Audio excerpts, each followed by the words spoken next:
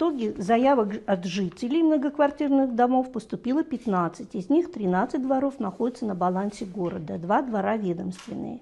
В комиссии были просмотрены все 15 дворовых территорий. Критерии оценки – это санитарное содержание, благоустройство, озеленение дворовой и прилегающей территории, красочность, ухоженность, оригинальность оформления, изобилие цветущих растений, активность участия жителей.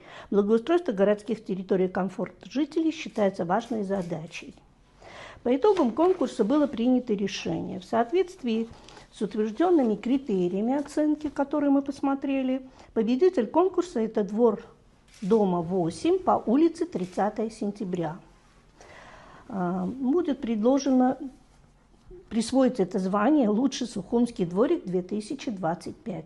Ну, на сегодняшний день это так. Там очень активные жители, очень добродушные, они выкрасили очень красивым. И я думаю, что это общее наше мнение, которое не расходится. И мы включим план работ по благоустройству дворовой территории на 2026 год. Дворы, не занявшие призовое место, но отмечены комиссией, признать как лучший двор, благоустроенный с активным участием жителей. Это улица Агарба, дом 8, дворовая территория, улица Семирджиева, 142 и Аршба, дом 25, улица Аршба, дом 25.